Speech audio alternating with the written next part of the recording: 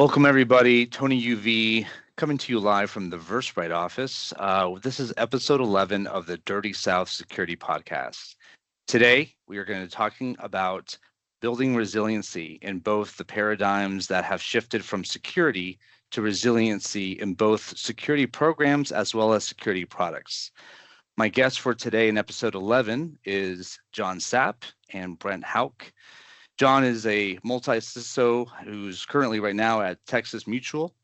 He is a longtime professional, and I'll let him do some intros shortly, but I've known John for quite some time. I'm excited to have John on because I've been trying to get him on this show for quite some time. We're going to have some real talk, as we always do in the Dirty South Security Podcast. And not to be outdone, we also have Brent Hauk. Brent has come into my network of being over the past couple of months. It's been a pleasure to be able to talk with him, and he's the former CISO at Anthem, now Elevance Health. Welcome, gentlemen. If you guys want to add some additional anecdotal things about your past, present, maybe even future, we'll begin with you, John, for some introductions. Yeah, so two-time BISO, two-time CISO, still in recovery. I've been everywhere from, the West Coast out in San Francisco, where was with McKesson, to Atlanta, which is, has been my home and probably will be my home again one day.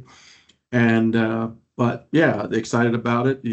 Some talk about some of the things that we've shared in different circles in different events. But looking forward to it. Thank you for having me on the show. Sounds great. Brent, as well, I wanted to make sure I didn't shortchange any of the introductions. So just for our listeners and viewers out there, a little bit about your background and come to CISO stardom, as they say. Yeah, for sure. Spent a couple decades now. Used to have a lot more hair, a lot darker hair in these days. But the world of security, sitting in the hot seat, helping build out some large security teams at some Fortune 500 organizations. Spent most of my career in the healthcare space, CISO, CTO seats, sitting in those with some large teams, and been through quite a bit of build outs, ramp ups, you name it. Have seen a lot over the last couple of years, or a couple decades, actually. Not quite 3, but we're getting there. Sounds great. Well, welcome again, gentlemen. And I understand that for our listeners out there, if this is your first time tuning into the Dirty South Security Podcast, the way that we get dirty here on this podcast is that we just dive in. We have today 4 key topics. The overall umbrella topic is building resiliency, the new paradigm shift in security program or product security program management. We're going to hit the first topic is security to resiliency. But first off, I want to do a quick shout out to Versprite for sponsoring this podcast, the location, the technical equipment that we use, and the ongoing support of the Dirty South Security Podcast. I also want to do a shout out to my co-host who's not here with me today, Kofi, but looking forward to having him on for the next time. Topic 1, diving in, security to resiliency. Was promising security overly confident in the first 30 years of CISO-ship? We'll begin with you, John, and to see if you want to tackle that one. But the idea here on this one is that before we would talk about secure this, secure that, right? Security was highly prevalent. Now, in today's common speak, we're seeing the word resiliency pop up. What are your thoughts on how security was marketed before, and how do you think that that's evolved into a more resilient conversation? Yeah, so the way I think about it is it was always about protection back then, protection and prevention. That was the storyline. That was everything that we were out to try and do. Protect the environment, prevent anything from happening. That it was that simple. And so we threw a lot of tools and technologies and things at it. And, but now we've shifted to we live in the world of, detection and response. And when you think about resiliency, it's about the ability to respond and recover. But you have to be able to detect it in order to respond and recover, and in order to stay within the risk tolerance of your organization. At what point, what's your breaking point? At what point, once you get past a certain point, does business stop? And, I think about a situation back in, it was the mid 2000s, one of the organizations I was with, It was about, the ability to recover from a disaster. A disaster was, from a technical standpoint, was if we couldn't pick, pack, and ship, you know, uh, medical supplies and things to those medical organizations within a 24-hour time period. If you couldn't do that in a complete order or business, if your technology operations were disrupted in a process, if you couldn't respond and recover, we were all about protect and prevent anything from happening to, order to cash cycle, right? And so it was, but if that happened, then all of a sudden they went to an alternate supplier, and they don't come back until they have a problem with the alternate supplier or even the third one. So, it was, back then it was prevent and protect. Now it's respond and recover. That's interesting. And when I hear you say this stuff, it's not really about throwing the baby with the bathwater with how things were done for the past 30 years. It's building on, it's evolving into, more of the detection response aspects. Brent, your thoughts on this one?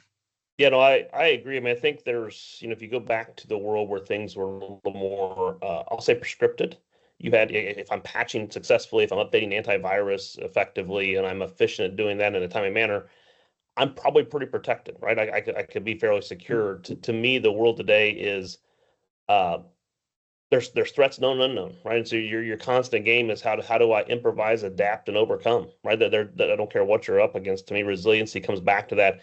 You have to be fast on your feet. You've got to be willing to be bold and make moves. The world today and the threats we face today may change dramatically next month. There's been various, sort of climatic events that have caused changes or evolutions and threats that happen out there, and we have to respond. For a while there, we're responding to keep systems on. I worked in healthcare.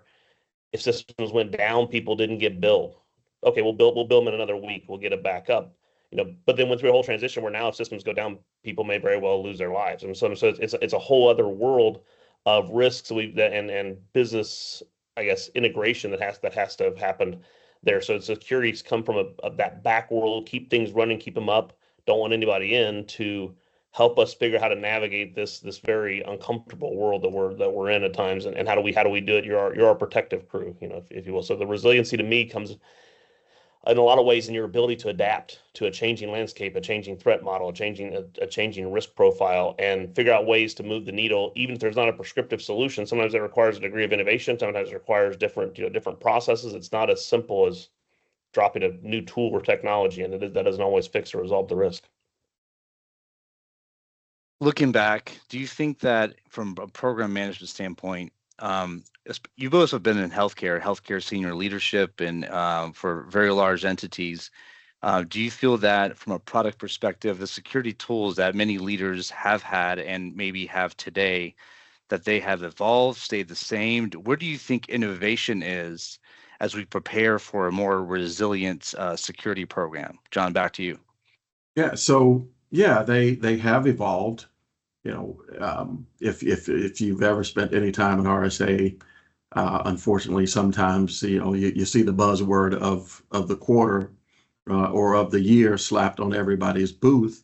Of course, this year was all about AI, but yeah, technology has always continued to. I mean, as much as the threat landscape evolves, so has the technology to try and protect, prevent, detect, respond, and recover from those types of things. And they have evolved, but we've also had to evolve as CISOs, as security leaders, because back 2.5 decades ago, when Brent and I we're starting off in this, and one of the things that I learned is that I didn't grow up wanting to be a CISO, but here I am. I'm working on a T-shirt for that. But the idea was we were very technical, right? We had to know and understand technical things, how networks were put together, applications, and all those different things, right? Understand threat modeling, and how do you understand what the threats are to the environment.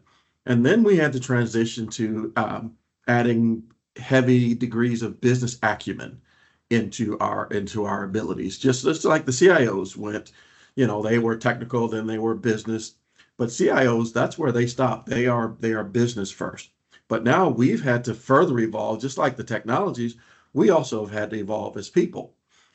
So now we are risk managers, So we have to be a risk manager who has business acumen, who is also technical, because you gotta know when a vendor is, trying to sell you a bill of goods, or if they have something that truly is emerging and solving, because it's not the problems that change, it's how you solve the problems that are changing.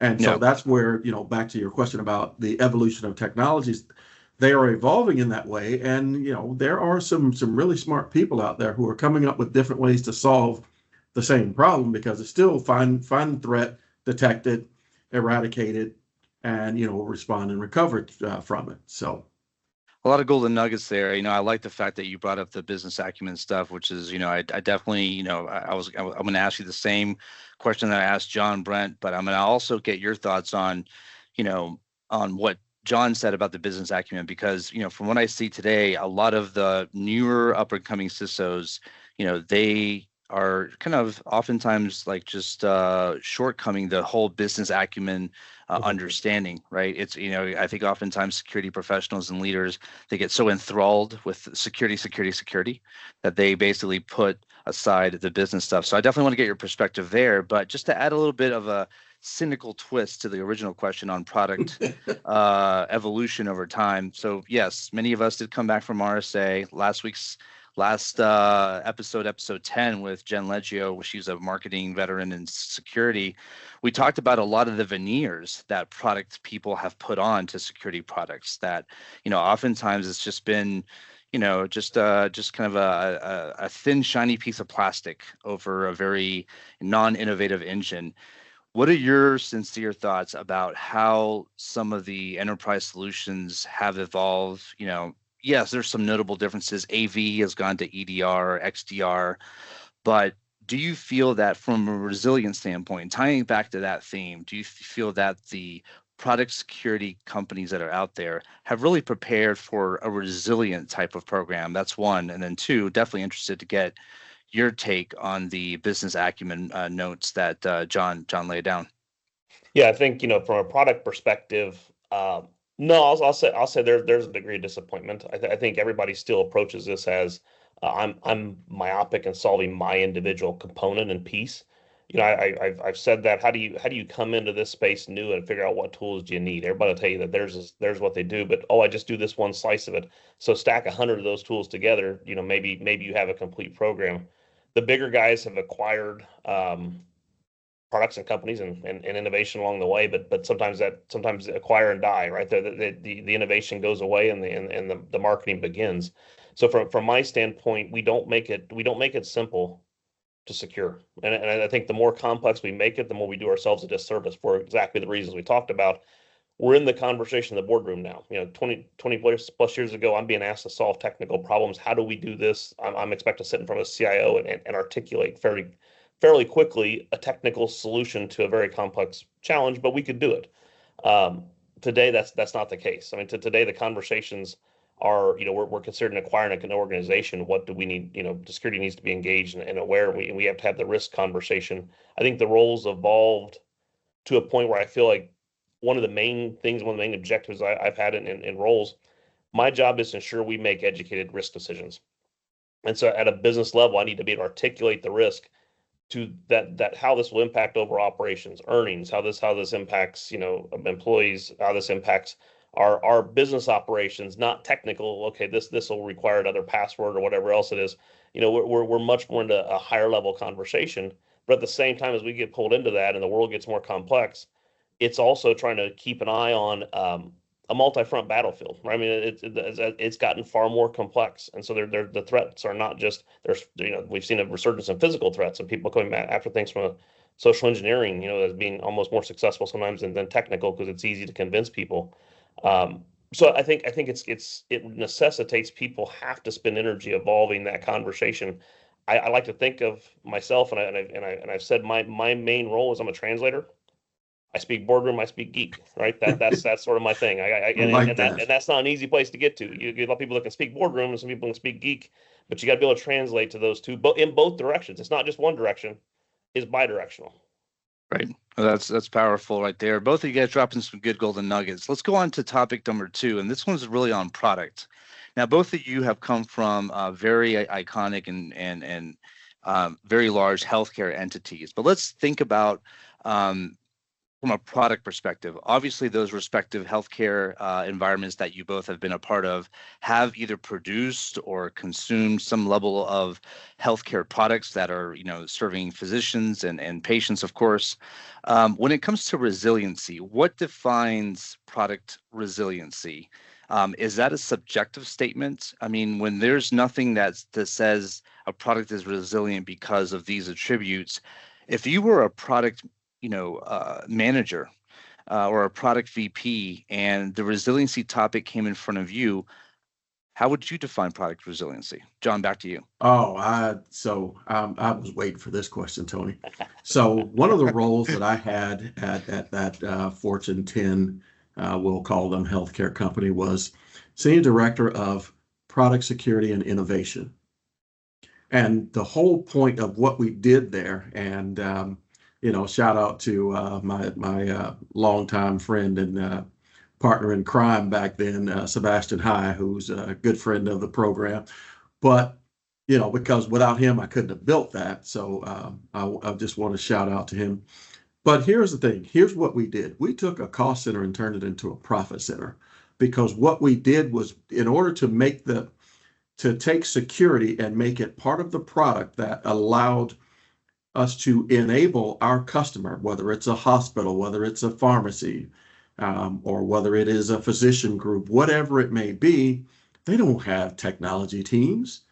They can't afford that. They're medical professionals, right? So they're depending on us as an organization. Don't just sell me a software product or a service, right? What I need security that goes with that. So I need to be resilient my client needed to be resilient against whether it's a cybersecurity attack or a technology outage. And so I want to define something here. We're talking about cyber resilience, not just, and to me, the word cyber covers both cybersecurity and technology. Cybersecurity is that combo word that's specifically about cybersecurity, whether it's an attack or protection or otherwise. But cyber, I use that to define cybersecurity and technology because, I sit on the customer advisory board for, I'll call them the number one EDR product globally. And we all know what happened on July 19th. But what they did was they responded. They were resilient. They allowed my current organization, to be resilient they responded and recovered. No, it wasn't a cybersecurity attack, but it was a technology outage which disrupted the business or had the potential to disrupt the business. And whether the risk is a cybersecurity attack or a technology outage, whether it's a security technology or some business technology, who does the risk reporting for technology risk? We do. Mm-hmm. So that's why those patches and all those things that we talk about that Brent mentioned, we still have to provide visibility for that informed, educated, risk-based decisions, right? So resilience takes all of that into account. And that's how, so what we did was we helped those clients become resilient, whether it was understanding the technology that they were using, which we were providing back then, and their ability to make sure that it's patched. It's why we all use SaaS applications today, right? We know it's always going to be on the latest levels of patches, whether it's the OS behind it or whatever the case may be. No more than N-1 on the software itself. And that's why there are all those the GRC components of this, the things that controls and all that stuff. But you look at it and it's, how do I help that organization become resilient against those things? Protecting the data. One of the things I liked what you said there, John, was the fact that there's that duality when it comes to cyber resiliency. It's not just about security, but it's also about the technology, right? Uptime and continuity. So I like that. I think that kind of falls short in the minds of many that, kind of understand, especially, we all see what we want to see. And in the cyberspace, we see just the security side oftentimes, but that duality, I think, is powerful. Brent, your thoughts on this one? Yeah, I think, let's go back a little bit to the other piece there. they tie together. To me, it's if we're talking about I protect against ransomware or I protect against this or that attack, we're having the wrong conversation, right? We're protecting operations. We're ensuring the organization is resilient. We make sure. I'm in Tampa here, right? That the Tony Dungy defense, we bend but don't break. We understand that the environment may sag, performance may not be great. We may have a little bit of outage from time to time, but we recover. We're able to maintain operations. The business can still function. So our tools have to be effective, have to be resilient, but they have to do that to enable the resiliency of the business, and that needs to be the main communication focus. Because if you're focusing on your resiliency of your tools, your IT environment, even you're missing the points, right? The point is the resiliency of the overall business and their operations to ensure they can continue to be effective. So that has to be part of the communication vernacular. Often people want whiz bang, sexy, net new in some way. It's not. To me, it's a lot of grind. It's a lot of managing the minutia, mastering the mundane. That type of thing. You got to go back and block and tackle. You've got to have the right communication. You've got to be thinking about the business. But I think we've got to educate that business on the resiliency side. Not all things can be solved by technology. Some require decisions, some require planning, some require robust processes on what we do when X, Y, or Z happens, knowing we've all been around long enough. There are no guarantees, right? There are no promises of anything. Something happens. It's not a matter of did it happen, it's how we respond. An effective response goes a lot farther to me in managing resiliency than having the best tools in the world.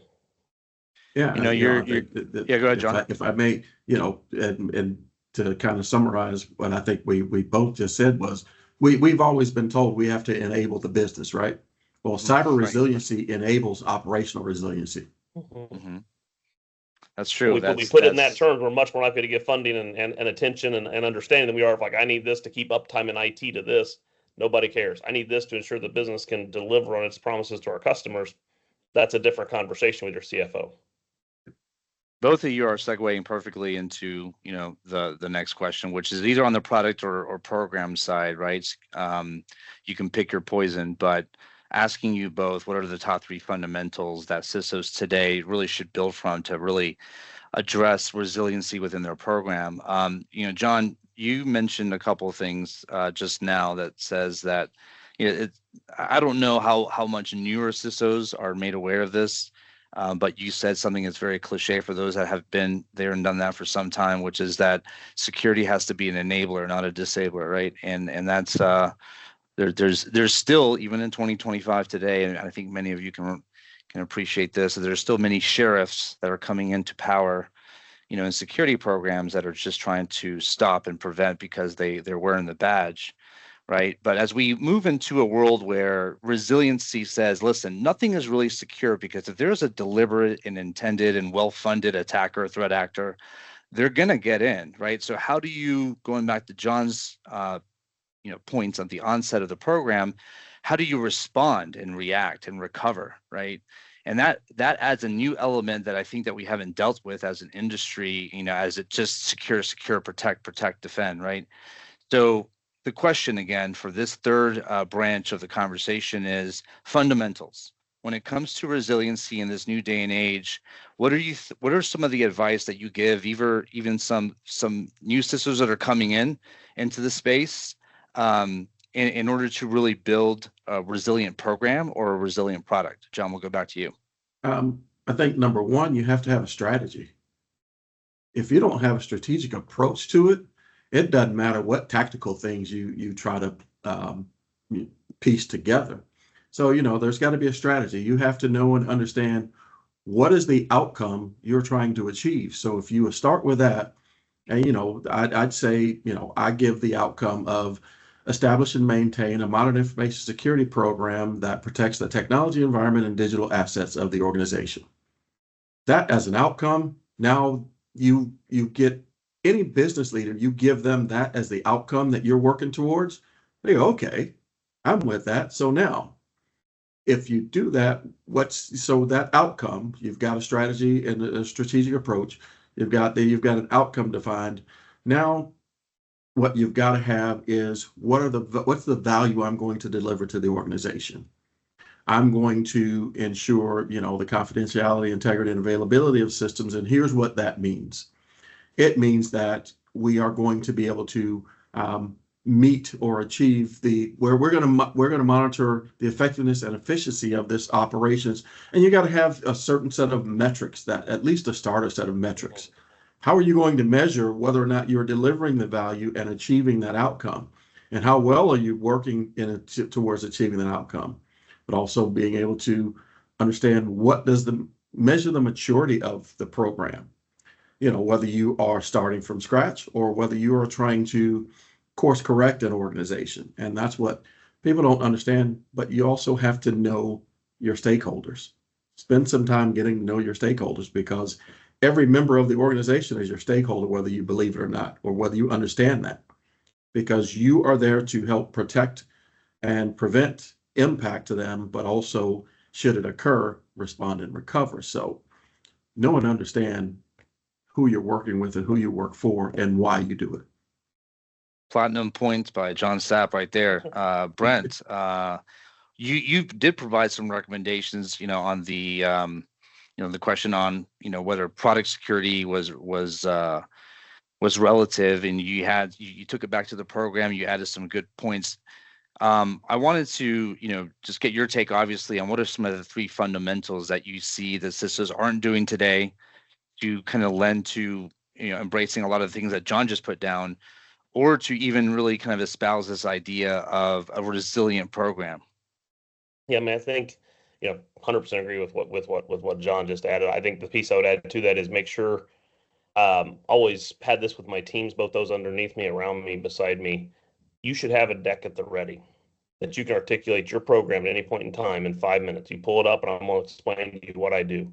If you can't explain to me where you're at, where you've come from, what you've done, and where you're going, and you can't do it under 5 minutes, and you don't have that deck already built, I'll say you're behind, right? So you should have that. It should be so well known, and you need that for a couple reasons. So that your board understands that, your peers understand that, and your team understands that.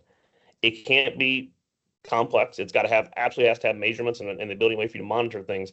But you have to have a vision you can clearly articulate, and it has to be well documented, and has to paint a vision of the future and explain why that's where we need to go. Convince people, And I think the way you do that, not to reiterate what John said, I'm going to add to it is, relationships matter. How close are you to your general counsel? How close are you to the head of your business or product area? How close are you to your peer cohorts in the industry that you can lean on for advice, when the bad days happen, on those things, or how they solve problems. So focus on building relationships. It's not just about executing. You have to have people that you're ingrained with, that you can explain your vision to, that will help you articulate, that will help you figure out a way to enhance and improve it. To me, another key component there I highly recommend for CISOs, especially in this day and age, is agility. You got to be able to bend and move, and you don't, the challenges we're facing in 25, 26 look nothing like the challenges we were up against in 22, 23, right? And in just a couple of years, AI and everything, the game's changing fast. So if you live in a world where you have sacred cows and products or processes or teams you've built that come hell or high water, that's my thing, and we don't change that or touch that, that's a mistake, right? Everything's evolving. It's evolving at a pace that's going to be very challenging to keep up with. So we've got to move fast, fail fast, fix fast, evolve fast. And so to me, learning to be agile and roll with it, not resist it. To me, the Department of No doesn't exist, as we've all seen over the years. It doesn't work. So if your business is saying I need to go here, and you're saying, no, we're not going there, we're not going to use the cloud, or we're not going to leverage AI, it's just a matter of time until you're out of that role, and they'll find somebody that will. The answer is not we're not going. The answer is how do we go as securely as we possibly can. Well, you guys are dropping dimes today. We're going to close out in this last segment, which is hot takes. Now, let me define what a hot take is, because oftentimes, that word is used, and it's not. This is a Dirty Cybersecurity podcast. We get dirty. There's no apologies that are needed. Say what's on your mind. And there's definitely, having been, a veteran in your respective areas, right, and leadership, executive leadership, I'm sure there's some things where there's some hot takes that you have, stored up. So I will mention that I see a lot of hot takes. Some of them are good. Some of them are questionable. Some of them make you scratch your head on LinkedIn as CISOs take the mic, the social media mic per se, and they say things like, password vaults are not necessary. It's just as secure to write them down in a book. That was actually a conversation that was going on LinkedIn for a couple of weeks ago before RSA. I would love to get your hot takes on what sort of things, hot takes on what works, hot takes on some things that are absolutely, they're solicited as they're, a godsend, but they actually don't work. So now that I've kind of done a preamble to kind of get your, creative juices going on what is a hot take, I'm going to go back to you, John. And usually when you and I get together, we're at the Red Phone booth here in Atlanta, not too far away, with a nice bourbon or something like that. And so it naturally, it creates an environment for hot takes. But what sort of hot takes do you have that really would be game changing? Would be thought provoking for our audience and listeners out there? Man, yeah, to see right now, I need a bourbon and a good cigar for this one. Let's do it.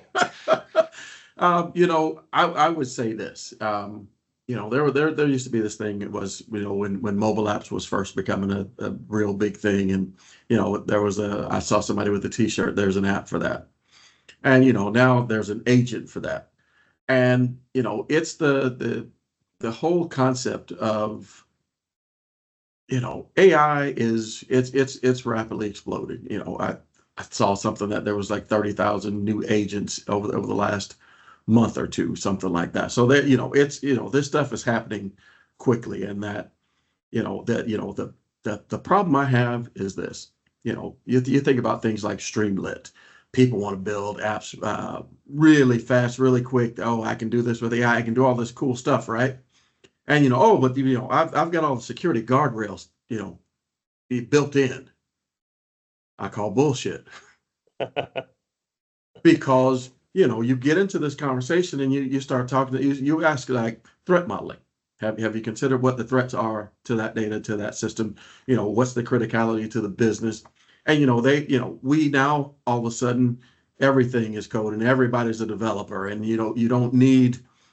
And I think that's my hot take is we are going to find ourselves in a place where everybody thinks that they can build code, and they're going to do it because they're going to, it's going to be in the name of, well, I'm increasing my productivity. I'm increasing my efficiency. Yeah. You're also increasing the attack surface. Right. And that's definitely a great hot take. I think we all we can definitely see that there's a false sense of security happening with AI adoption, a lack of AI hygiene, and AI data governance that's happening, and it's going to have consequences in the near term. Brent, your hot take. Yeah, I mean, I think, just piggyback on that a little bit there. One good author I like, Elijah Goldratt. He wrote The Goal. He wrote Critical Chain.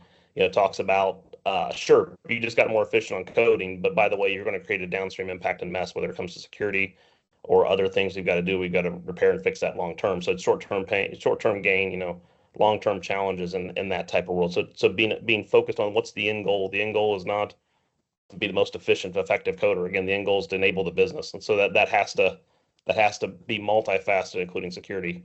My hot take is, man, I get so frustrated seeing CISOs argue with each other on what's right or wrong. I'm gonna tell you right now, I'm in Florida, right? If I want to get to Texas, there's multiple ways to get there. I can get on an airplane and be there in a couple hours. I can get, and people tell me that's the best way.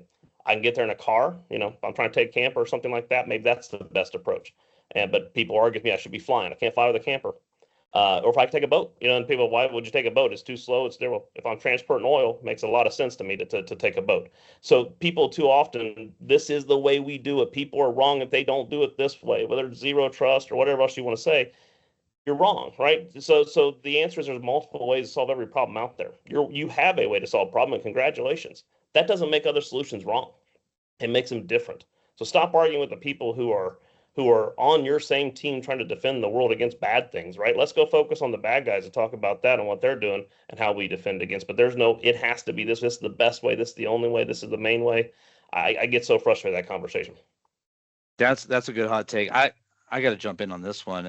My hot take is simply that there's a lot of security sheep. I use that term a lot. There's a lot of whatever the populace agrees on, then they basically say this is the way. So it's actually, I think in anything, right, you have the pendulum swing to extremes.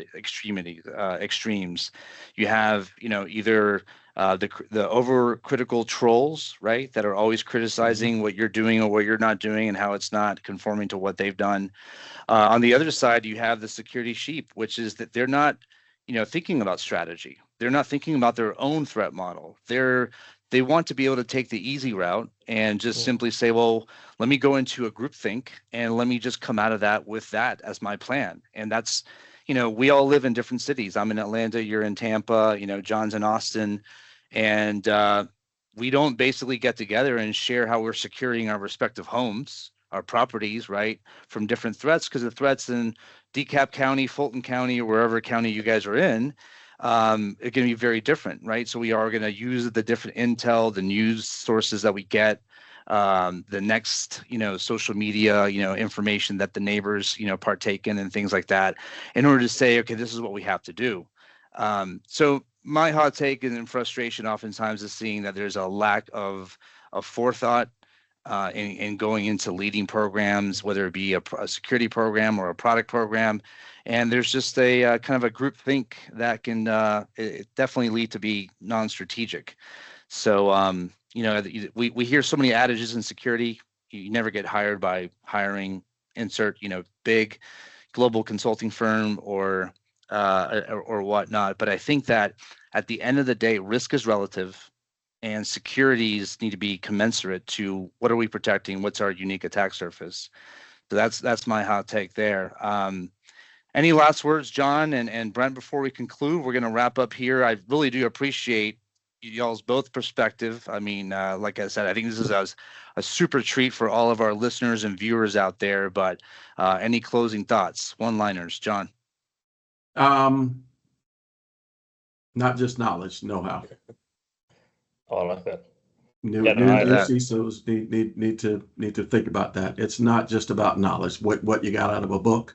It's about know-how, because you have to know how to get to the outcome that you're trying to pursue. And I will, a source. So I used to work for Coopers and Lyman. Georgia Pacific used to be my client, and that was the tagline: not just knowledge, know-how, and that stuck with me throughout the course of my career. And so that needs to be on a shirt. That's a good shirt right there. Brent, what about you? Boy, you want a one-liner? I don't know. Ours is not to teach, but to enable. Right? We spend too much time trying to tell people about risk. We're enabling them. We're enabling them to be effective as practitioners, as business people, as teammates, as employees, securing the world, et cetera. I mean, to me, that's a big piece. Awesome. I love it. John Sapp, everyone. Brent Houck, appreciate it. Dirty South Security Podcast, episode 11, signing off. Appreciate it, everybody. Take care. All right.